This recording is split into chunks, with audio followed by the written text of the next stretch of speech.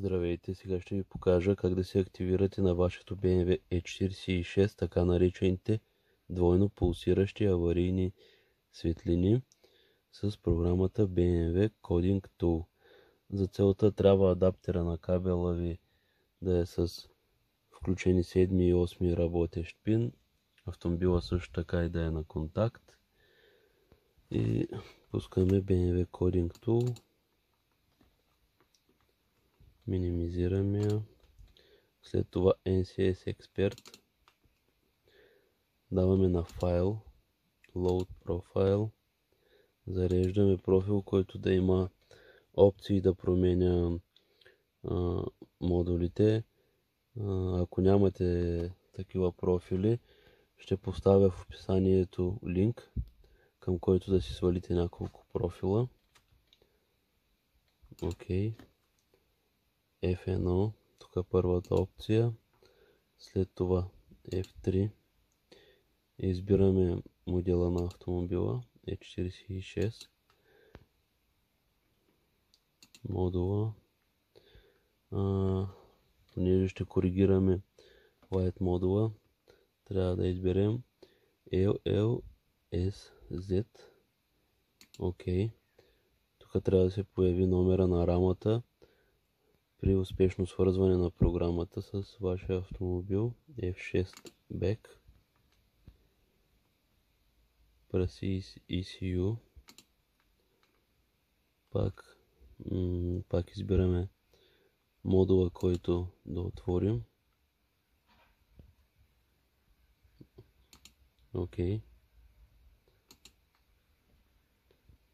Change Job. Тук избираме кодиер датен лесен. Окей. Execute Job.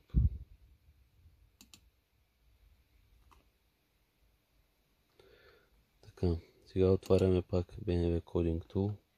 Натискаме на Load TRC файл. Така, отворихме опциите на модула. BMW Coding Tool има опция за описание на опциите, понеже както виждате те са изписани в доста съкратен вид и е на немски. Натискаме на Translation. Разбира се, не превежда, не дава описание за всички опции, но е полезно. Така, за целта трябва да намерим опцията Blink, Impulse, Warn, BLK. Аз даже без да искам я улучих. Ето я.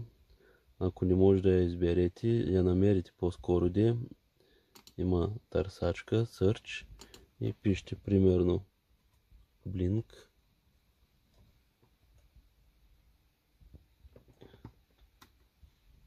Search Next.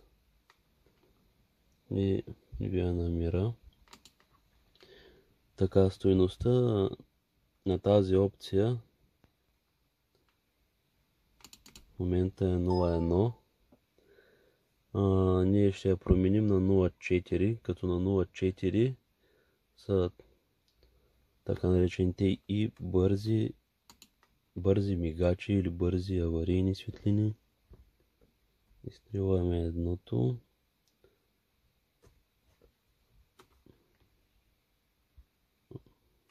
Даваме ОК. Така. Сега натискаме Save Man файл. Да, запише.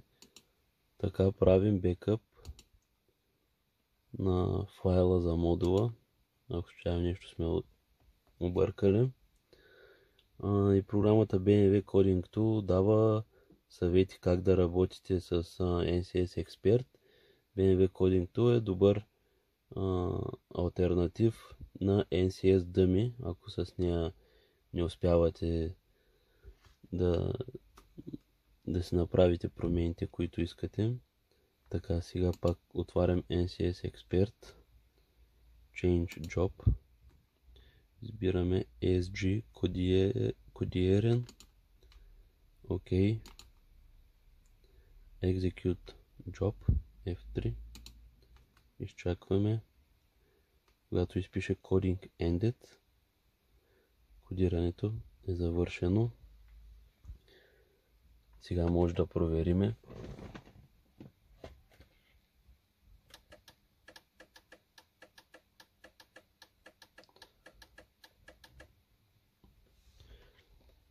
Също така от този модул може да си активирате и така наречения американски стил, в който мигачите отпред светят леко постоянно, препуснати габарити или къси светлини или дълги. Има и доста други опции. Реших да направя видеоклип с това как се кодира с BMW Coding Tool, понеже в интернет няма особено такива клипове, повечето са с NCS дъми и като видеоклипа е на български език.